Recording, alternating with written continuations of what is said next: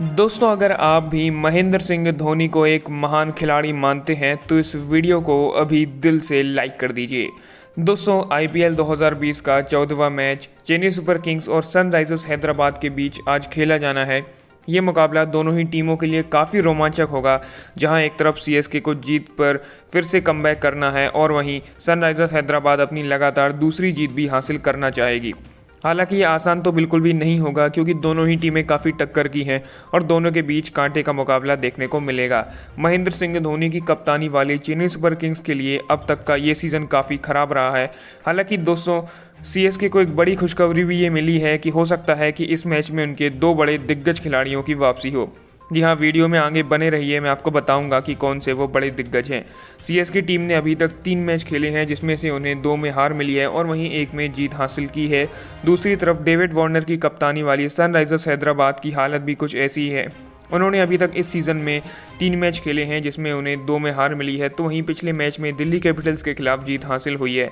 CSK की तरफ से बल्लेबाजी में फाफ डु प्लेसिस और अंबती रायडू के अलावा किसी का भी बल्ला नहीं चला है। हालांकि रायडू सिर्फ मुंबई इंडियंस के खिलाफ पहले मैच में ही खेल पाए थे और हैमस्ट्रिंग इंजरी के कारण उन्हें राजस्थान रॉयल्स और दिल्ली के खिलाफ हुए मैच से बाहर रहना पड़ा था। लेकिन दोस्तों, अब ये माना जा रहा है कि अंबती रायडू की एक बार फिर से वापसी होगी। इसके अलावा कप्तान धोनी और ओपनर शेन वॉटसन और मुरली विजय भी कुछ खास नहीं कर पाए हैं। टीम के ऑलराउंडर सैम करन ने भी ज़रूरत पड़ने पर लंबे छक्के और चौके मारने में माहिर हैं। वहीं फाफ डु प्लेसिस ने अभी तक इस सीज़न के 3 मैचों में 173 रन बनाए हैं। वहीं दोस्तों, गेंदबाजों की बात करें तो चेन्नई के गेंदबाजों ने आखिरी के ओवरों में काफ़ी रन लौटाए हैं। हालांकि पिछले मैच में धोनी ने लुंगी एंगिडी को टीम से बाहर करके ऑस्ट्रेलिया के बेहतरीन गेंदबाज जोस हेजलवुड को मौका दिया था।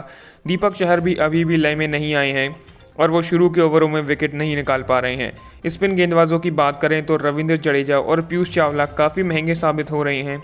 कुल मिलाकर देखा जाए तो धोनी के लिए फिलहाल चेन्नई की गेंदबाजी और बल्लेबाजी दोनों ही बड़ी समस्या है।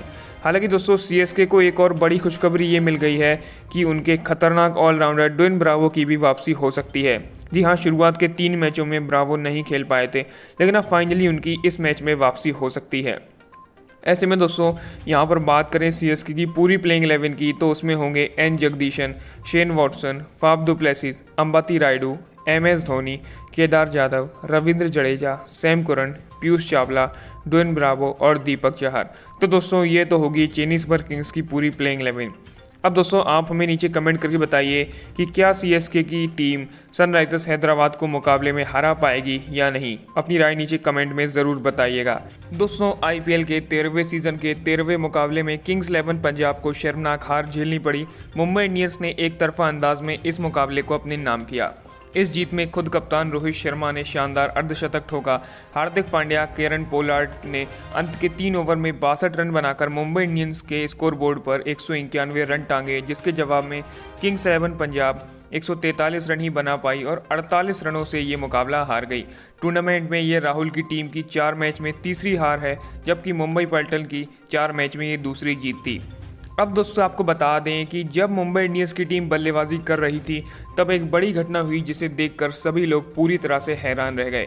जी हाँ, दरअसल पारी का 17वां ओवर पंजाब की तरफ से तेज़ गेंदबाज मोहम्मद शमी लेकर आए और ओवर की आखिरी गेंद उन्होंने क्रीज पर खड़े केरन पोलार्ड को डाली और वो सीधी जाकर उनके पैड्स में लगी और इसके बाद एक तेज़ अपील हुई और अंपायर ने बिना समय गंवाए सीधा आउट दे दिया। लेकिन दोस्तों, अंपायर के इस फैसले से पोलार्ड पूरी तरह से नाखुश नजर आए और उन्होंने तुरंत ही काफ़ी गुस्से भरे अंदाज में DRS लिया और DRS में ये साफ देखा गया कि गेंद पहले उनके बैट को छूकर बाद में पैड्स में लगी, लेकिन अंपायर ने बिना देखे ही आउट दे दिया था, जो कि पोलार्ड को बिल्कुल भी पसंद नहीं आया। और जब रिव्यू में पोलार्ड नॉट आउट पाए गए तो उन्होंने अंपायर के पास जाकर उनसे बहस भी की। और दोस्तों, नॉट आउट देने के बाद तो हम सभी को पता है कि पोलार्ड ने किस तरह की तूफानी बल्लेबाजी की। पहले उन्होंने 19वें ओवर में मोहम्मद शमी की आखिरी 3 गेंदों पर लगातार 3 चौके मारे और इसके बाद भी पोलार्ड रुके नहीं और आखिरी ओवर में कृष्णप्पा गौतम की गेंद पर लगातार 3 लंबे छक्के भी ठोक डाले।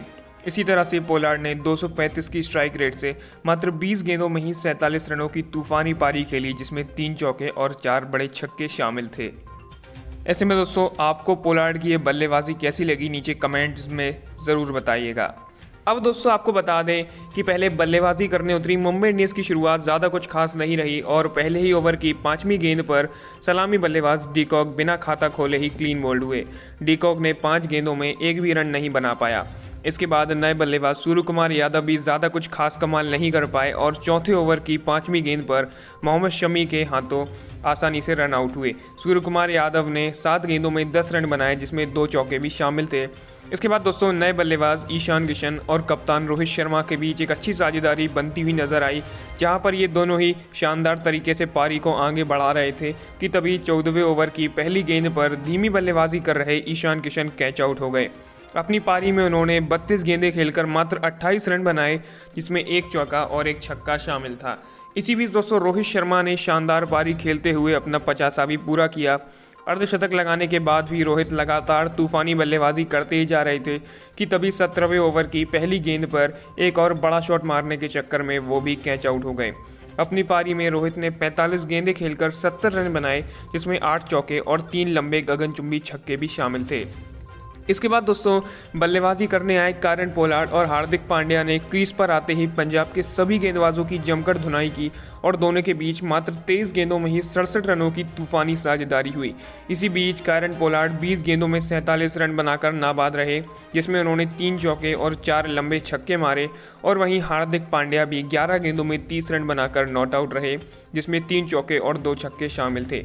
इसी तरह से दोस्तों मुंबई इंडियंस ने 20 ओवर में 4 विकेट के नुकसान पर 191 रनों का बड़ा स्कोर खड़ा किया। अब दोस्तों आपको बता दें कि 192 रनों के लक्ष्य का पीछा करने उतरी किंग्स 11 पंजाब की शुरुआत भी ज़्यादा कुछ खास नहीं रही और 5वें ओवर की 5वीं गेंद पर सलामी बल्लेबाज मयंक अग्रवाल को जसप्रीत बुमराह ने क्लीन बोल्ड करके चलता किया। मयंक ने 18 गेंदों में 25 रन बनाए, जिसमें 3 चौके भी शामिल थे। इससे पहले कि पंजाब की पारी संभलती, तुरंत ही अगले ओवर में नए बल्लेबाज करुण नायर भी कृणाल पांड्या की गेंद पर क्लीन बोल्ड हुए। वो 3 गेंदें खेलकर बिना कोई रन बनाकर पवेलियन लौटे। इसके बाद दोस्तों पंजाब को एक और सबसे बड़ा झटका 9वें ओवर में लगा, जब उनके कप्तान केएल राहुल भी आउट हो गए। राहुल ने 19 गेंदों में 17 रन बनाए। इसी तरह से दोस्तों किंग्स 11 पंजाब की पारी पूरी तरह से लड़खड़ाती हुई नजर आ रही थी कि तभी निकोलस पूरन और ग्लेन मैक्सवेल के बीच एक अच्छी साझेदारी बनी, जिन्होंने काफ़ी हद तक अच्छी बल्लेबाजी भी की, लेकिन ज़्यादा देर तक ये नहीं हो पाया और निकोलस पूरन भी आउट हो गए। पूरन ने 27 गेंदों में 44 रन बनाए, जिसमें 3 चौके और 2 छक्के शामिल थे। अब दोस्तों इस मैच में जिस तरह की पारी पहले तो रोहित शर्मा ने खेली वो भी काफ़ी अच्छी थी और उसके बाद कायरन पोलार्ड और हार्दिक पांड्या ने जिस तरह से अंत में चौके छक्के मारे, उसी की बदौलत मुंबई ने 20 ओवर में इतना बड़ा स्कोर खड़ा कर पाया है। और ऐसे में आप नीचे हमें कमेंट करके बताइए कि आपको इस मैच में किस खिलाड़ी का प्रदर्शन सबसे अच्छा लगा। जल्दी से जल्दी नीचे कमेंट करके ज़रूर बताइएगा। दोस्तों अगर आप भी शुभमन गिल को एक बेहतरीन बल्लेबाज मानते हैं तो इस वीडियो को ज़रूर लाइक करें। दोस्तों आईपीएल 2020 का 12वां मैच राजस्थान रॉयल्स और कोलकाता नाइट राइडर्स के बीच खेला गया। इस मुकाबले में राजस्थान रॉयल्स ने टॉस जीतकर पहले गेंदबाजी करने का फैसला किया। अब दोस्तों आपको बता दें कि पहले